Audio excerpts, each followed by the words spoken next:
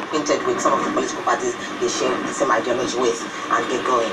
Well, yeah, to that intent, the bill will help in a great large form, and I always want to thank those who pioneered this bill, Honorable Tony and Honorable Samson, for that great work so far for the past 2 years.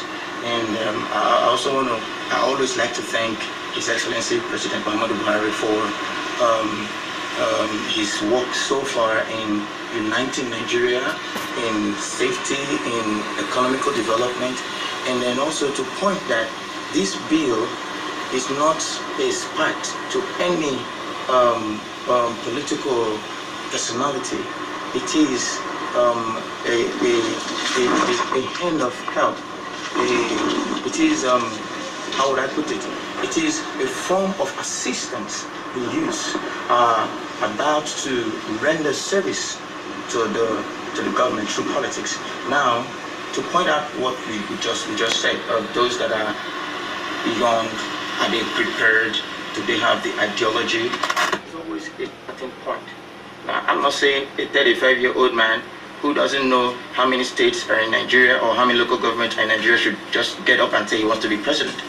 You see, he has to start from somewhere. That is why you have local government chairman, you have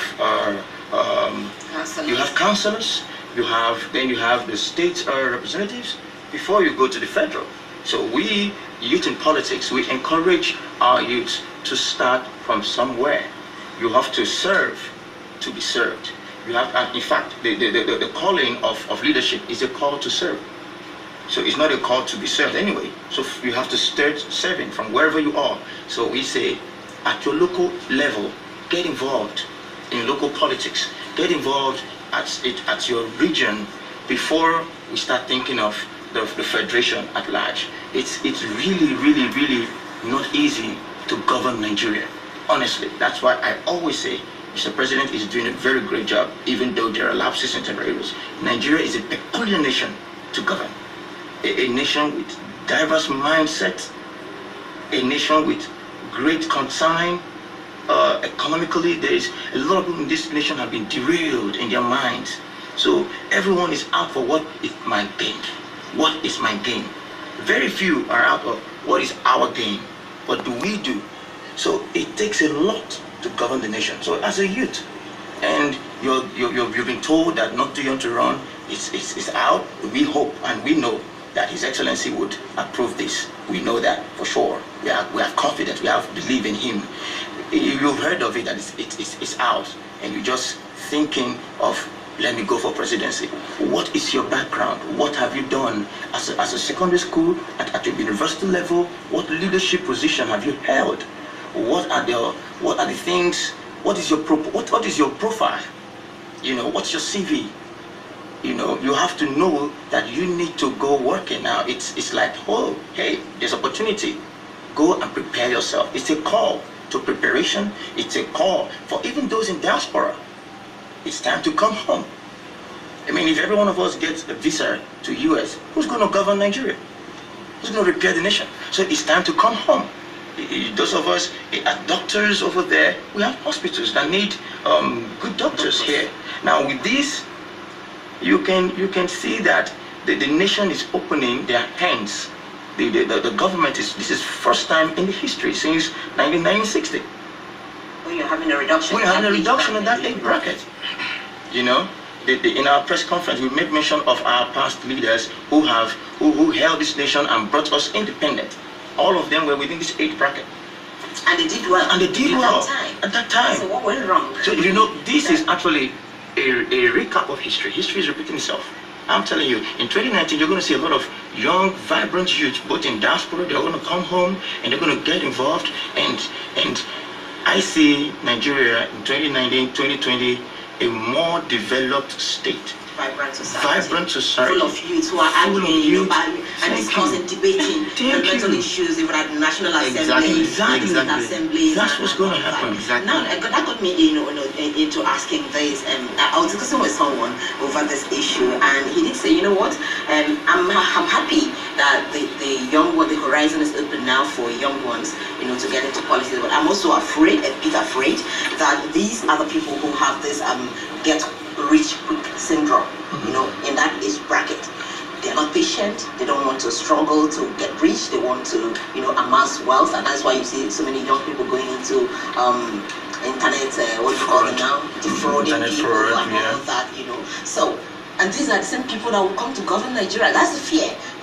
Okay, so how do you remove that at the mindset of the people that, okay, like you said, when you're coming to serve and not to amass wealth? That's the challenge, isn't it? The truth is that you're quite right to an extent that some of these youths, they've engaged themselves to fraud and internet scam and all of that.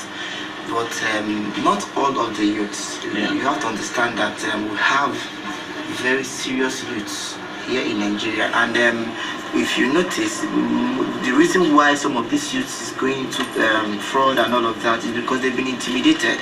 There's no job for them. There's no opportunity for them to work somewhere. I am not supporting them, but I am trying to prove that they actually looked out for a job, and then nothing to do. You understand? So most of them are lazy. We are aware that most of them are lazy. They can't even go and learn handwork to be able to get something to do. You understand? So it's in our country that monkey is leaving banana to swallow money. Trust me, these things will not give the youth it won't give them that opportunity. It won't give them that, I don't know how to put it. They will be ideology to think. Yes, to think. You understand? They believe that, okay, fine, if these things are happening, why can't we just go get some embezzle money abroad? And there are okay, our time is up really, but let's get your final comments on this. Your final advice to youths who are watching you out there, who wants to get involved and probably do not know how to go about it. Okay. Well, what we'll say to them is there are steps to take. First step is to get your voter's card, and as a youth of Nigeria, you should be ready to. You should understand that it is your sovereign right to vote and be voted for. It is not a privilege. It is your sovereign right within the bracket of age. So the first thing to do is to get your voter's card. The second thing to do is, if you want to run for office, is to locate a political party and register with them, and then understand the political system of the nation, or your state, or your local government. No matter the level you are, you can participate fully. And youth in politics has given that avenue, platform, exactly. All right, gentlemen, thank you so much for making our time to share your thoughts with us on this issue. Youth's involvement in politics, how do they go about it, or what should they be doing at this point? Of course, my guests have said they should first get registered, get their PVCs, and get going, get registered within the political party of your choice, or you can go independent. Of course, that bill is already there, and we hope the president will also assent to that, and all of that will go through. Michael Wabufo has joined us. He's the president of Youth in Politics. Also here, Paul Church Oka, the vice president of the same association. They are all campaigning for youth to get involved using the social media and all of that. We wish you all the best. And I hope by 2019, when I see you guys, we are already holding some posts, whatever, in Nigeria.